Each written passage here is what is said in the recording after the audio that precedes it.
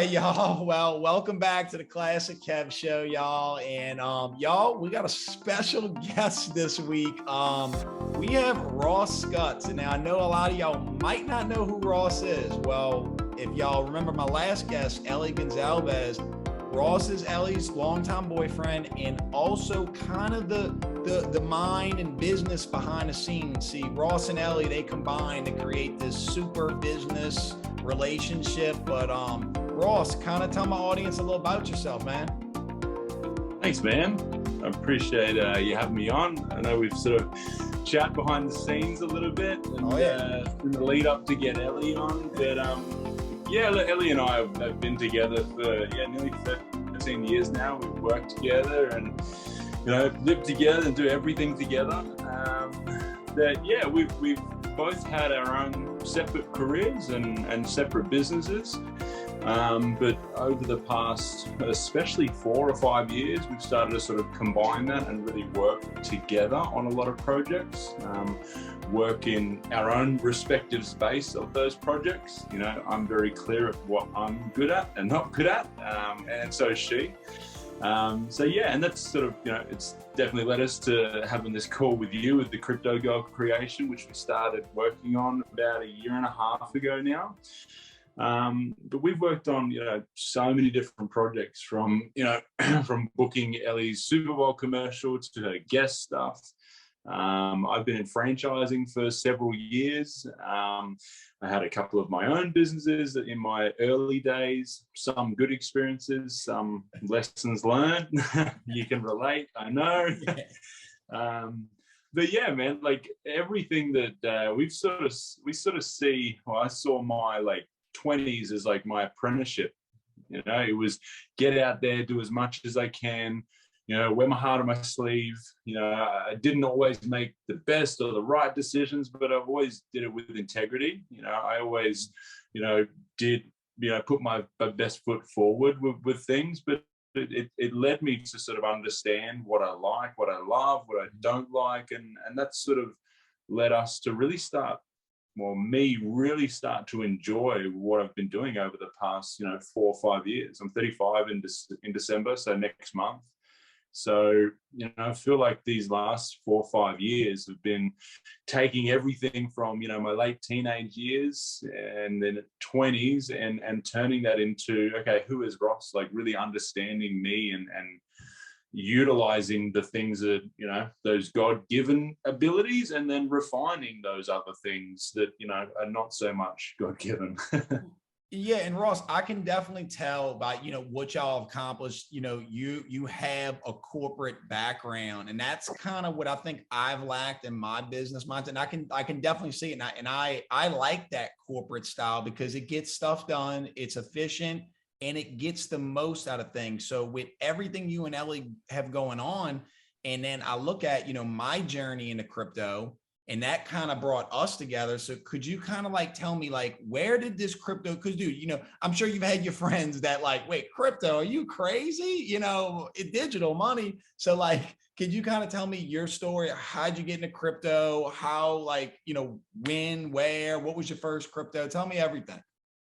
Yeah, well, I was saying, and coming back to your corporate point, maybe you might be meaning the same thing, but I would put it as more of an entrepreneurial background, because we've gone out and done those things, and I've only ever had 2 jobs in my life. One was over in the States with the CEO of a fitness company in Los Angeles, which was a couple of years ago, which was a fantastic experience and loved being a part of that team. And then when I was 17, I was a dishwasher. I scrubbed dishes, and that's how I afforded to buy my first franchise. I also managed to borrow a little bit of money off of my dad as well, a couple of $1,000 paid back with interest. Nice. But all of these things that, understanding or working in business transactions and dealings, and understanding sort of how flawed some things are. When you're transferring, if you and I, for example, a few years ago, if we weren't in this crypto space, if I wanted to transfer you $100 from me in Australia to you in New Orleans, it's going to take, 36 days, and it's going to cost me more than the actual amount that I want to send you. Yep. So I've always sort of had a fascination and tried to understand finances, like the way money works in the financial world. And by no means do I have a full grasp on it, but it's very clear to see once you start looking into the financial system how flawed and how broken it is. It's very favorable for a certain few select people, you know, the 2, the 3%ers.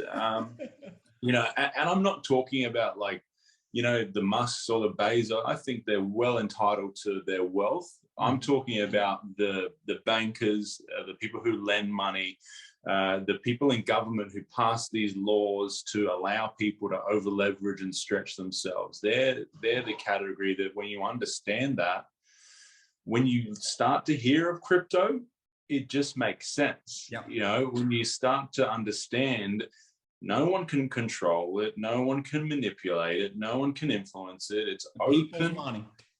Yeah. And, you know, and I've got a belief that most people are good most of the time. Whereas when you give power to certain people, you know, these financial institutions, these lawmakers, you know, they're not necessarily acting in the best interests of the masses. You know, and I don't think they take into account individual circumstances. Whereas in the crypto world and crypto space, you'll resonate with certain projects or certain things that you're either going to believe in or think have validity in this world. And you know that it's not going to be manipulated as much. I know, you know, the whole whale thing, moving stuff, I understand that, but you know, it's not as the structure isn't broken, and it hasn't been, you know, manipulated for years and years and years. So that's what got me exploring into it. You know, two and a bit years ago, you know, I started to, you know, read this stuff, and I was like, what is this stuff? Like, it's just, you know, it's crazy. But what was the first crypto you bought? Bitcoin. Do you have what's some of, like, give me like your top 3 holdings, you know, like you don't have to tell me how much, just tell me which ones. Like Bitcoin, ADA, and Ethereum. Okay, so Ross, also I kind of talked to Ellie about this, but you know, a lot of analysts are saying that this bull run's going to end at the end of this year, that, like, you know, it's going to be similar to the .com bubble where it's all going to come crashing down. Now, granted, it's going to come back. Do you foresee that? But there's some analysts that's saying we're going to go into a super cycle and it's just going to kind of go up forever. Yeah, no, look, man, I definitely, yeah, look, I'm not an analyst, and I understand what these analysts are saying and why they're saying it. But, you know, all of these things are based on, you know, cycles, right? So from my understanding, we're at the end, about the third cycle. We're at the end of the third cycle. But in what chart, in what, you know, what tool in the past would you use to measure the mayor of New York City coming out and saying, I'm going to accept my salary in Bitcoin, and New York is going to be the hub for cryptocurrency in the world? That's not London saying it. That's not Singapore. That's not Sydney. It's not Dubai. It's not Mexico City. This is New York. And whether, you know, the outside perception from probably everyone outside of America, we see that. I mean, there's Wall Street there. It's the financial capital of the world in a lot of respects. So where's that in a chart? Where's that factored in this cycle? When, you know, Facebook goes to Meta, and, you know, it all of a sudden introduces 1 billion people into this world, you know, it's, you know, for people like my mum who would never create a wallet, you know, it's not her field, but it would be frustrating. I get frustrated. I have worked with a bunch of awesome people who are so deep in this that even when we were minting, you know, this next series last night, there was a few little questions and challenges. But when Facebook introduces this, and at the click of a few buttons, you can have a wallet and you can transact on that space, and it's easy. Like, where's that factored in the last 3 cycles? You know, these things, I think they have to have some sort of significance and importance, and that will affect those trends. And, you know, you look back on that data and that history, it's like, yeah, I understand where these people are forecasting these trends and cycles, but where are those things factored in? The largest bank in Australia, the Commonwealth Bank, just announced last week that you can now buy, sell, and trade crypto with them. So mass adoption, there's over, you know, 2 million customers a part of the Commonwealth Bank. It's easy now. If you have a Commonwealth Bank account, an app, you can now buy, sell, trade crypto with them. So that's again, huge. It's not, I don't believe, I understand that cycle. I understand the data behind that, but none of that has been accounted for in these cycles. Well, you know what it reminds me of, Ross? It's a funny example, but so in American football, the NFL, there'll be a kicker, right? And they'll say this kicker has made 40 of his last 40 field goals within 20 yards, and then he misses. He shanks left, right? So I think there is validity to what you're saying, because, you know, just like y'all crypto girl NFT, there's this whole NFT cult. That's a subculture. You know, that's a subculture. Then you have crypto gaming. Ross, there's going to be play to earn games. You know how much these kids love games, and they're going to be able to make money playing games. These parents are going to, like, the new punishment is you got to go to your room and play your video game. You know what I'm saying? Like, it is nuts. But yeah, Ross, I come from a similar entrepreneurial background. I own an ATM company. So I'm able to see firsthand the way the ACH direct deposit system works, the back end systems of the bank.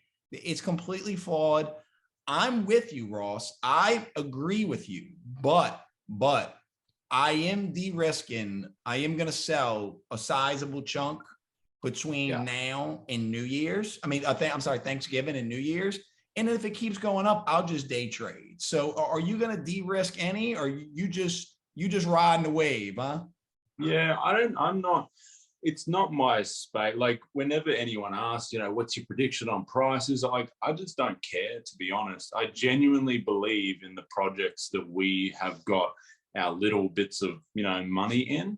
And I don't really care. I'm not in it to, I'm not gonna, you know, buy and then sell and flip. I definitely did that in the early days. And that was more so to understand the process of how that works, why you would do it. And it's not for me, it's just too stressful. I'm not a trader, but I have belief and faith that the long-term side of things, you know, there's going to be dips and whatever, but I just want to store this stuff and work on projects in this space, making money from, you know, chucking some money in a coin that's got, you know, a 10x or 20x growth. That's awesome, but that doesn't really massively excite me. I'm really excited about the projects in the space, which is why, you know, we're working with a company called Minted. They've helped us with this second series and really just tweaked a few things with the roadmap of what we're doing. So, and that excites me. Like, so I feel like if more people adopt those things, and in terms of focus on the project and what it's bringing to the world and what it's changing in terms of, you know, customer interactions from a B2C, a business to customer point of view, a B2B point of view, and also just person to person as well, you know, being able to, you know, not just transfer you money, but transfer you things, transfer you assets in the form of NFTs. So yeah, look, it would probably be smart maybe for me to like hedge a little bit, but you know, if you don't need the money, but you know, so volatility doesn't bother you, you know, you just, because you understand the fundamentals of the projects you're investing in, that, you know, long term it could go up, you know, Ethereum or Cardano can go up tomorrow, down tomorrow. It doesn't matter to you because you're looking at the macro. You're looking at the macro of what you're investing. And then that's what I tell my friends, because Ross, I'm sure your friends too. Oh, Kevin, you got the YouTube. Tell me a coin that's going to 10x. And I'm like, I can tell it to you, but you're not going to hold through what you're going to have to hold through. So, you know, I was actually thinking about you before this interview. And do you think your background in MMA, like that, those are disciplines? No, martial arts, did that thing train you to help you in business or in investing? Because dude, you got to have a strong mind for, to deal with this volatility. So do you think your background in MMA changed that, or? Yeah, look, I think, that was probably, again, one of those early things that I recognize a bit of a God-given a talent or a gift, not specifically in MMA, but it was, the application of stuff that I learned in MMA. I had a Kung Fu background for 5 years, traditional Wing Chun Kung Fu. And then I started to spar more, and then we incorporated a bit of kickboxing, and then some people started to tackle me to the ground, and I'm like, what is this shit? So then I started to do Brazilian Jiu-Jitsu. So yeah, look, I had like a 7-8 year journey with MMA, which led me to be the Queensland Mixed Martial Arts Champion. Nice. This was back in the day. This is, 17 years ago now, 16 years ago now. Yeah, so, but I think that talent, or that the thing that I really love and has helped serve me, is to get thrown, to know that someone's coming at you with the intention of taking you down, and to not necessarily panic, not adjust, just sort of stay true to that course. And that's, I think, served me really well in so many areas of life. And I think I've probably applied that subconsciously in a lot of the things that I've done, especially with crypto, and just staying true to the course, knowing that, hey, no, it's, going to MMA, do the training, do the 4 hours a day, hit the bag, go for the runs, do the sit-ups, do the conditioning of your hands and your shins. And then that will serve you when you get presented with this, opportunity to test those abilities and test those skills. So I sort of see it as like, yeah, I mean, life is a little bit like a real life, training for MMA, Do you, are you a fan of the UFC currently? I am, yeah. Check it out. This is actually the original Chuck Liddell. Remember when they did the first? With Rampage. That was it with Rampage. No, wait. No, Tito Ortiz. Tito Ortiz and Chuck Liddell. Yeah, no, dude, that show was like, for being like a reality show, that was a cool show. Yeah, man, that was sick. Like, that was cool. So I watched that back in the day. But honestly, man, I could probably only tell you 2 or 3 names in MMA at the moment. I don't mind watching it, but I prefer I would much prefer to go and hit a bag for 3 hours than watch a main event for 3 hours, to be honest. No, I brought that up because I seen the UFC, they partnered with, I forgot who, to do an NFT drop. And I'm like, yeah, because I got a bunch of my friends, super MMA fans. And I'm like, guys, like, if an up and coming fighter who, maybe he hasn't made his big break, but he's going to be good, dude, buy his NFT now. You know what I'm saying? And if he turns in to be, a champion or, big name, that thing could be worth, that's the kind of stuff people will pay a lot of money for. So it just, my business mind's always thinking like that. Yeah, I see that. So Ross, I've been on my own NFT journey, and dude, I'm gonna be honest with you, man, like just in the last, since from me and Ellie had our interview, I've learned so much. And, I'm not going to lie. I was a guy that was like, I kind of stayed away from the NFTs. I was like, this doesn't really make sense to me, but now I'm seeing the utility behind it. I'm seeing the communities behind it. I'm just seeing all the applications that I was kind of ignorant to. So why is this space something you decided to invest your time, money, why NFTs? Like, is it? It just makes absolute perfect sense in a business regard. I mean, if you I think where people maybe get confused or hung up or don't understand the future or where it currently is at, is they look at these pieces of art, they look at these pixel things, and they don't understand why they are valuable. And admittedly, a lot of them, I look at them and like, I don't know why someone would pay anything for that. But again, what's that? Beauty's in the eye of the beholder. That's it, man. You got it. Yeah. So there's that aspect. There's the element of who created it. There's that aspect. And then obviously the technology behind the stuff that is creating it as well. That's what really got me when I started to understand that if you're Toyota or you're Apple, or you are, a clothing store, you're selling, these, you are a creator as well. And tell me any creator in the world that wouldn't want to know where their product is, where it starts and where it goes, where it finishes, and have that, accessible. That just makes sense from a business point of view. Why wouldn't Toyota want to sell you, a Tundra or a Tacoma? And here you go, there's the title, but also here's your wallet as well with your QR code. That's your Tundra. Then when you go and bring it into our service department, we will update that NFT. You've had a service at 2,000 miles. And when you got the tires changed, that's updated on there. And when you had, a dent on the side, permanent leisure. And then it's like, what if, you had an accident and, the back of it was replaced? That gets updated on there. So no longer am I, searching for a Toyota Tundra or Tacoma for sale. And then I look at Classic Kev's ad and he's like, oh, one lady owner. It's always kept undercover and I never use it. I click on it as an NFT and I see the entire history of that product. Like that's I never thought of that. I never thought of that application.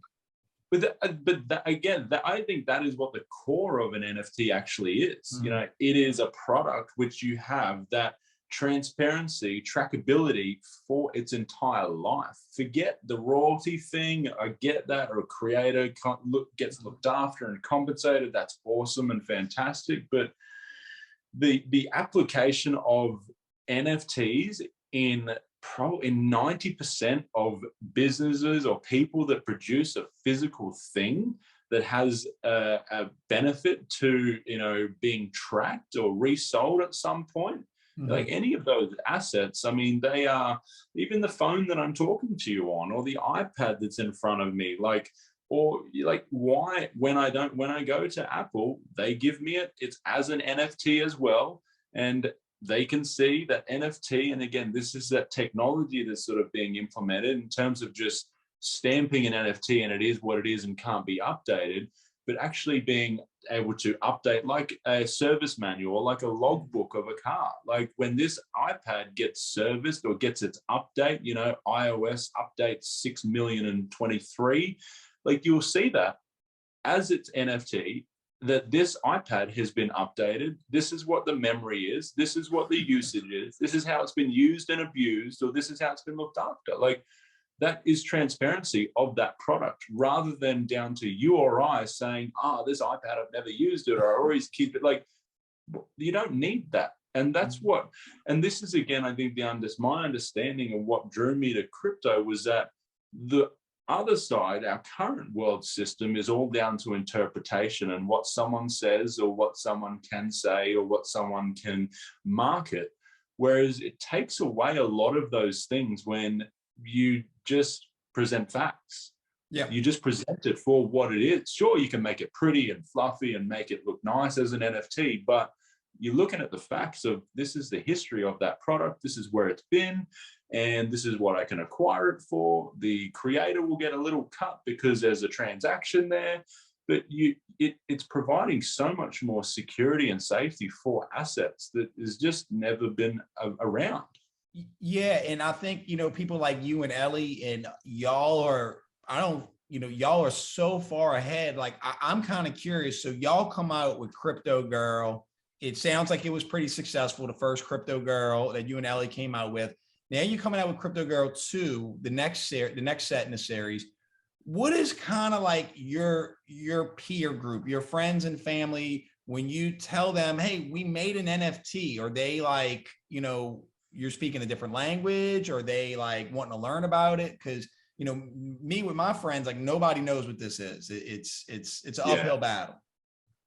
Honestly, I would say 80 to 90% of my friends are as deep into this space as what I am. Either they might not be buying NFTs, but they get it. They understand it from like a core level of why you would be in this space. And look, there's other people that do ask those questions like what you said. Hey, what's a good coin to, I really should get into that. That's not my job. Like I'm happy to talk, and I talk And, you know, you and I were on the phone the other night, you know, I think we were teed up for a 5-minute chat. 2 hours later, it's like, you know, like it's just, I absolutely love it. And fortunately, you know, majority of the people that we surround ourselves with, they're either asking those questions, or I'd say more people aren't asking questions anymore. More people are actually sending stuff like, oh, check this out. Check this out. By the way, this is the update. This is what's happening. Like, I reckon I get 10 different people a day that send me, you know, an update on a different project in the crypto space. Like that's sort of where we're at. Oh, dude, you miss a day of this, or like I'll have friends, they'll send me coins and I'm like, I have no idea what that is. You know, like I've never heard of it. Like, and my whole thing is, man, you let me know if you put money in it. Then I might think about, you know, don't be sending me stuff you ain't putting money in it. But so talk to me more about the Crypto Girl series 2. I know Ellie said hers favorite was the Litecoin Girl. Do you have a personal favorite? I'm just curious. From series 2, my personal favorite, I don't know. Honestly, it's like my children, man. If I had children, I don't know if I could pick a favorite, but I do love Solana. Solana Girl with the hoverboard, you know.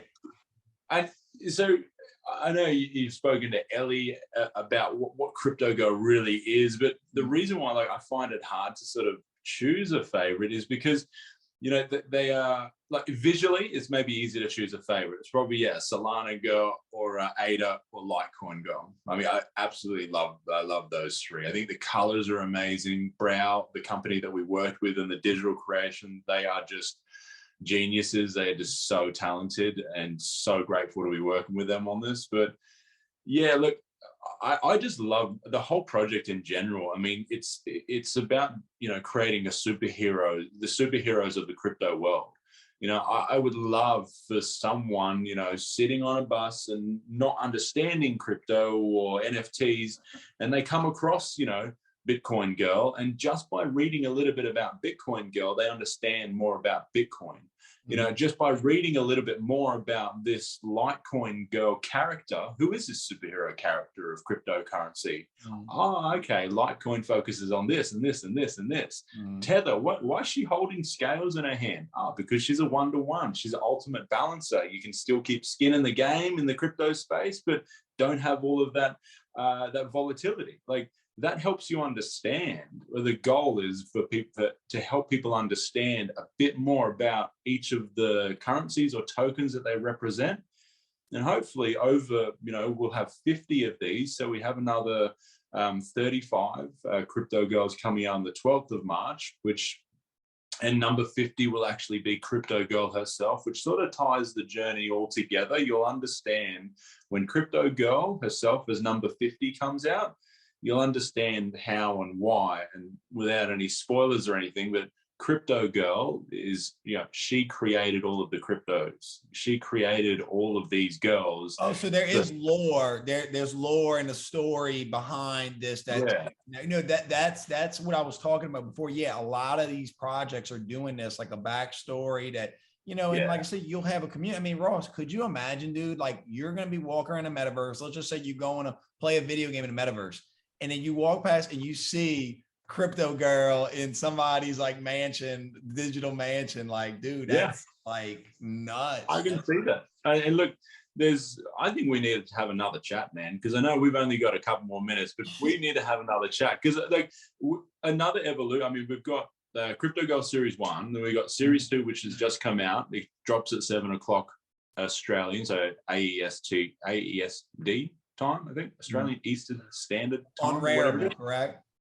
On Rarible, yeah. And then we'll have, in about a month, we have Crypto Girl Collectors dropping as well, which is a project I really want to talk to you about as well, which is 10,000 uniquely generated NFTs with all of the elements from the one-of-ones taken and cartoonized and marvelized. And dude, I'll have to show you some of the we'll have to do a sneak peek on your channel of you know, some of the previews of that. But then that evolves into Series 3. We'll drop the final 35 Crypto Girls, but I can then see that evolving into, I would love someone to play as Solana Girl in a fortnight. you know, I want them to buy that as a skin in a game and actually embody this crypto, because, you know, we've got your XRP army, you've got your ADA, you've got your Doge crazy people. Like, so people want to embody that, and we want to be able to sort of evolve that into those projects. And, you know, metaverse, I mean, that's amazing. Sandbox, Central Land. Why can't you be one of these crypto girls? You know, that's sort of a bit of a longer term plan as to the evolution and incorporating this stuff. And it all comes back to it, like, you don't just need to see, you know, Thor or Captain America walking around. That's cool. It's comic book, but this actually has some relevance and substance to crypto. It actually is an ultimate respect of cryptocurrencies and what has been created. And we felt like, you know, it's that line in, is it The Dark Knight, or I think it's Heath Ledger, where he says, you know, he's pouring the gas all over the pile of cash, and he's like, the world needs a better kind of villain. It's like, the world needs a crypto hero. The world needs, and the cryptos are already there, so we don't need to do anything but embody them. And fortunately, Ellie is the best muse in the world to do this. And so it's just such an awesome journey, man. And to see the messages come through, the DMs come through from people who would never have experienced this space, just because their eye got caught by, you know, the sparkly stuff that's all over her as Bitcoin girl, or the blue flames for XRP girl. Like, to see that as a catalyst to get people involved in this space, like, that's a really cool thing to be a part of. Yeah, you know, and as a crypto investor, like, people like y'all two, great for the space. You know, we want as many people in this space as we can get.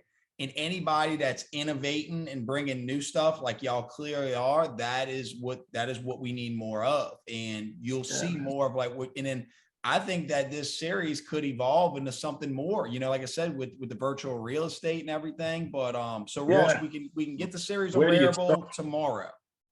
Yeah. So the 12th, 7 p.m. AES time. They're actually up there at the moment, so you could check them out. They're not for sale just yet, but yeah, 7 o'clock Australian time.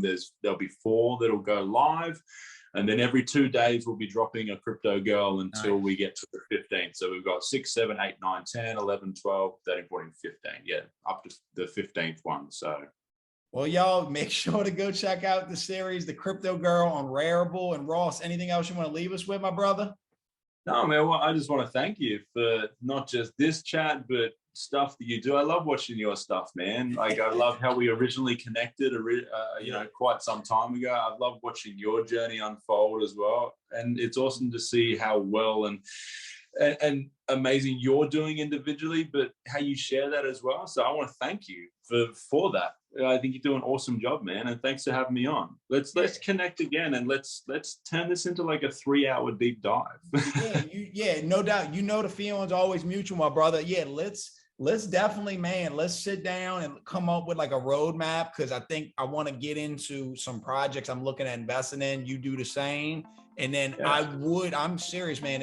I need to get into some virtual real estate, man. Like, dude, I messed up bad, bro. I had sand. I don't even want to tell you what the price of land was in Sandbox. And I couldn't get my MetaMask to work. And I see what it is now. I'm sick, dude. I can't let that happen again, Ross. Well, don't set yourself up for disappointment. It probably will happen. You'll get stuff thrown across you. Look, I'm showing you Series 2. Like, Series 2 is going to blow up. I think I heard Ellie say that 3 or 4 of Series 1 are up for resale. I'm just going to correct her. She said 25 ETH. They're actually up for resale for just over 70 ETH. So, yeah, look, and we you know, we're not about that upfront and the options. Like, I want them to sell for as little as possible, because it's all about community for us. I want people to see it and to go as many places as possible. But yeah, if there's an opportunity there to get on one of your favorites, man, earmark it and then jump on one of those. I'll put it aside for you, maybe. Yeah, no, please, because I wanted to get the Ada girl, and dude, I gotta get one, man. I gotta get one. So I will be on that. I will be messaging you. But thank you again, my brother. Let's definitely do this again. Thanks, man. I appreciate it. Thank you. All right, Ross. Take it easy.